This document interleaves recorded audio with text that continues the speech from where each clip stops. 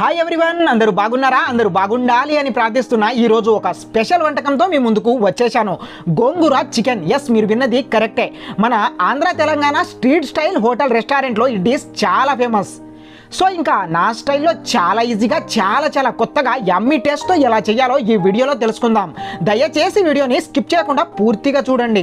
ఒక కడాయిలో ఆయిల్ తీసుకొని ఆయిల్ హీట్ అయిన వెంటనే కొద్దిగా జీలకర్ర వేసి చిటపటలాడిన తర్వాత ఒక కప్ కరివేపాకు వేసి 2-3 సెకండ్స్ తర్వాత పొడవుగా చీరేసినటువంటి హోల్ గ్రీన్ చిల్లీస్ యాడ్ చేసి లైట్గా ఫ్రై అయ్యే వరకు కుక్ చేయండి.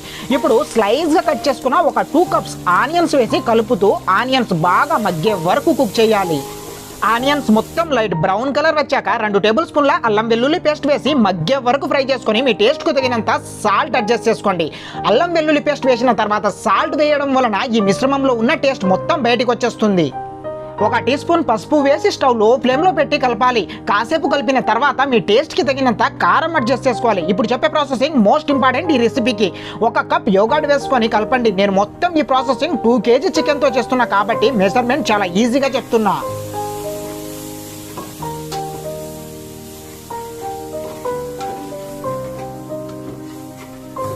ఈ మిశ్రమం మొత్తం 2 నిమిషాలు కుక్ అయిన తర్వాత చికెన్ కట్ చేసి శుభ్రంగా కడుక్కున్న చికెన్ ముక్కల్ని యాడ్ చేసి స్టవ్ మీడియం ఫ్లేమ్లో పెట్టి నెమ్మదిగా కలుపుతూ కుక్ చేసుకోవాలి.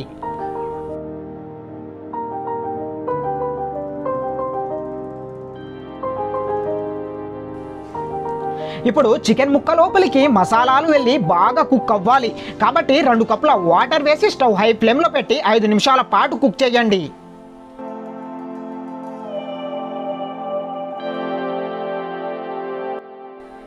ఈ కర్రీ మెయిన్ ప్రాసెసింగ్కి వెళ్దాం. ఆల్రెడీ శుభ్రంగా వాష్ చేసి చాప్ చేసుకొని పక్కన పెట్టేసుకున్నటువంటి గోంగూరను ఈ చికెన్ ముక్కల మీద నుండి చల్లేసుకోండి. గోంగూర వేసిన తర్వాత తొందరగా చికెన్ ముక్కలతో కలపకండి, ఎందుకంటే చికెన్ ముక్కలు కాసేపు కుక్ అవ్వాలి.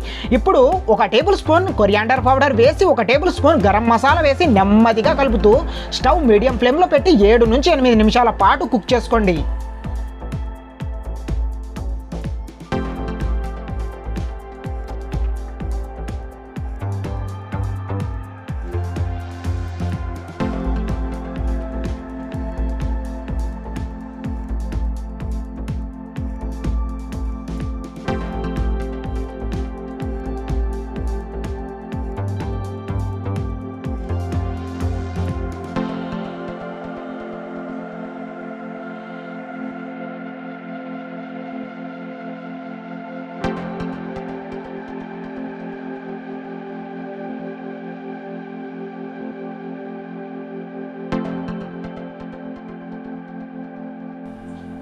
ఫైనల్గా ముక్కలు పర్ఫెక్ట్గా కుక్ అయిన తర్వాత కొద్దిగా చాప్ చేసుకున్న కొత్తిమీర చల్లేసుకొని స్టవ్ ఆఫ్ చేసేయండి.